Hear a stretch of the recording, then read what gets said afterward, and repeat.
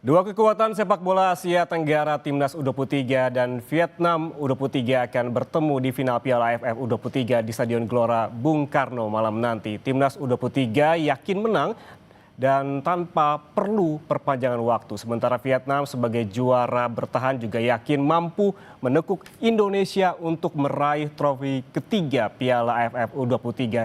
Kita ulas bersama analis sepak bola Bung Haris Pardede yang sudah hadir di studio Kompas TV. Bung Harpa, selamat sore. Selamat sore juga, Bung Yan. Sebelum kita panjang-panjang berdialog, saya mau nodong dulu. Seberapa optimis Bung Harpa kalau kita melihat bahwa pertandingan antara Timnas Indonesia U23 dengan Vietnam apabila bertemu trennya kerap negatif?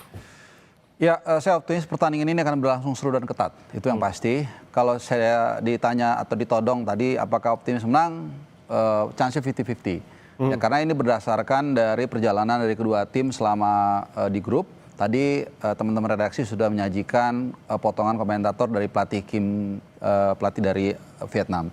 Dia sendiri sudah mengutarakan soal endurance, mungkin Vietnam agak sedikit unggul.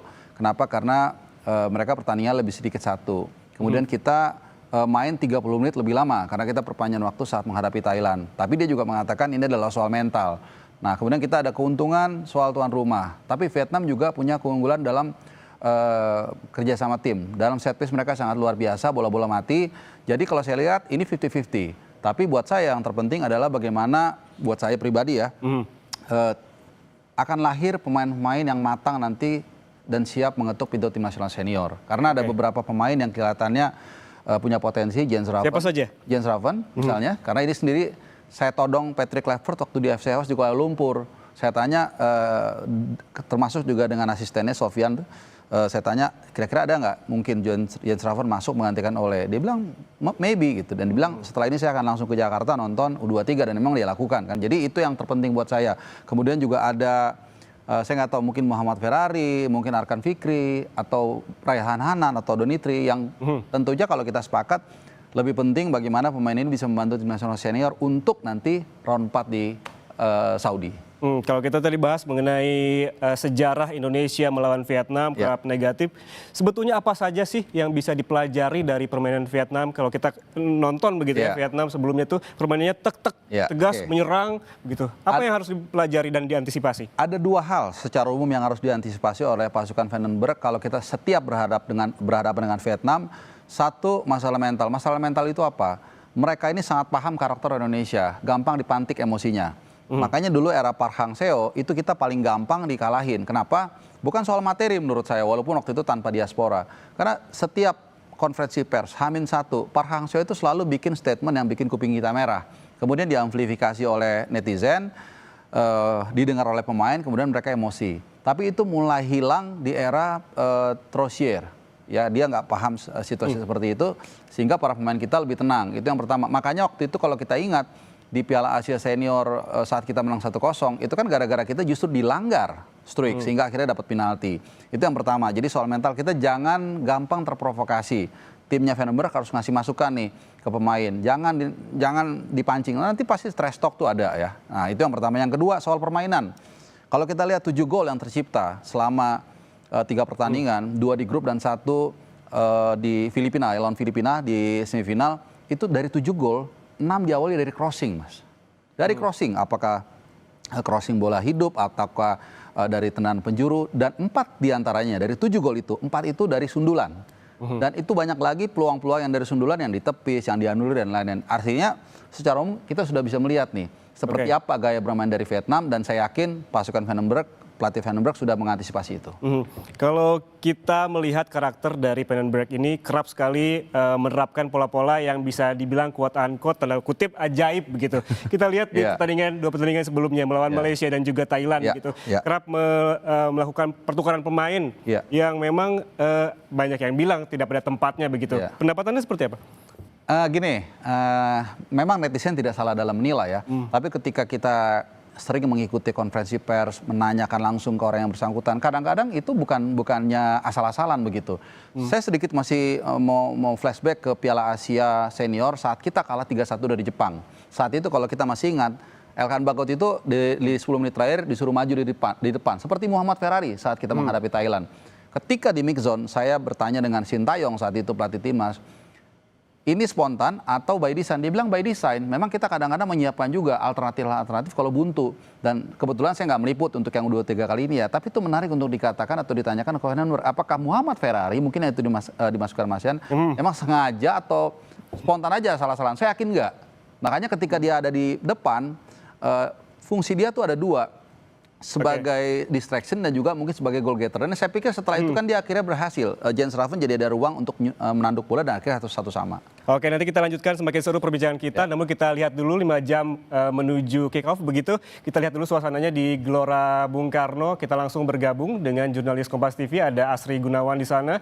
Asri, seperti apa situasinya di sana 5 jam jelang kick off? Apakah sudah ada supporter timnas yang datang ke Gelora Bung Karno?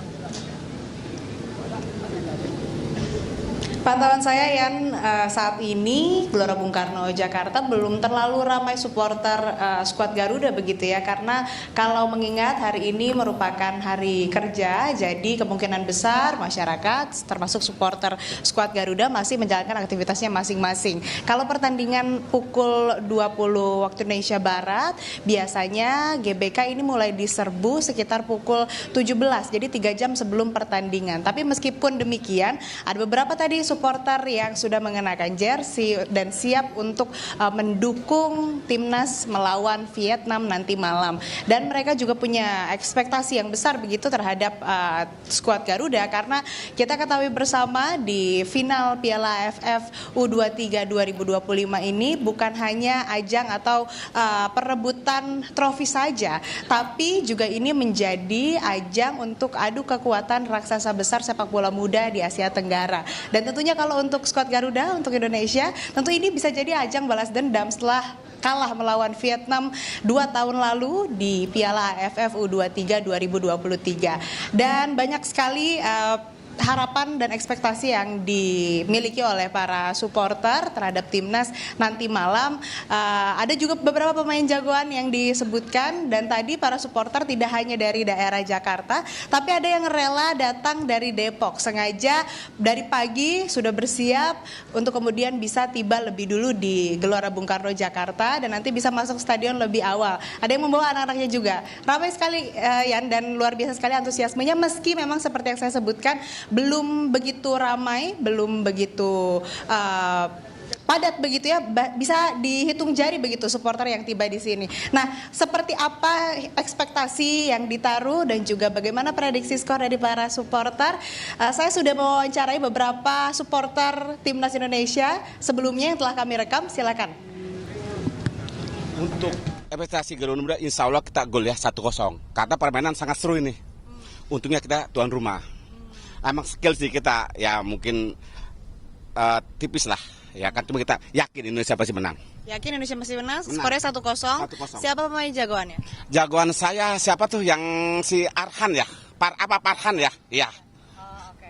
Nanti nonton ya berarti? Ya nonton lah, siap. Oke. Makasih, Pak. Oke, makasih Mbak. Ya. Kalau untuk malam ini pastinya saya pastikan menang untuk lawan Vietnam. Indonesia pasti menang. Ya, saya dukung Indonesia, pokoknya harapannya menang Indonesia. Ya. Siap kasih support terbesar ya di malam ini? Oh pasti support untuk Indonesia. Laga yang sangat dinanti malam pukul 20 waktu Indonesia Barat, tentunya akan banyak sekali supporter timnas Indonesia yang akan berkumpul di GBK untuk memberikan dukungannya terhadap timnas. Dan mengingat bahwa ini menjadi laga final begitu dan akan mengundang, menarik banyak sekali antusiasme dari masyarakat, tentu saja keamanan dipersiapkan. Ada 1.252 personel gabungan dari TNI dan juga Polri untuk kemudian bisa mengamankan area di GBK, tidak hanya lalu lintas tapi juga keamanan, dan juga apabila nanti ada kepadatan atau crowded di sini dicegah. Dan dari pihak petugas keamanan begitu mengimbau masyarakat khususnya supporter yang tiba dan nanti menonton di Stadion Utama Gelora Bung Karno Jakarta untuk menjaga ketertiban, tidak saling memprovokasi. Sementara demikian, kembali ke Anda Yan. Baik, betul sekali Asri Gunawan bahwa ini nanti laga yang sangat dinanti, sekitar 5 jam lagi, mungkin juga semakin sore akan semakin ramai di sana. Dan terima kasih jurnalis Kompas TV Asri Gunawan dan juga juru kamera Bimo Wicaksana atas laporan langsungnya dari Gelora Bung Karno. Nanti kami juga akan mengupdate lagi dari Anda. Terima kasih. Bung Harpa, tadi kita sempat membahas bagaimana prediksi dan juga keseruan yang akan nanti terjadi begitu di laga antara Indonesia dan juga melawan Vietnam. Namun kalau kita melihat prediksi Anda terkait dengan line up dan juga formasi akan seperti apa. Kita ketahui satu nama saja seperti tadi juga sempat ada wawancara penonton begitu, supporter terkait dengan Arkan Fikri begitu ya. Kemarin kan sempat absen tuh di melawan Thailand. Nanti akan seperti apa kira-kira formasinya? Tapi tahan dulu jawabannya sesaat lagi, kami kembali, tetaplah bersama kami di Breaking News Kompas TV.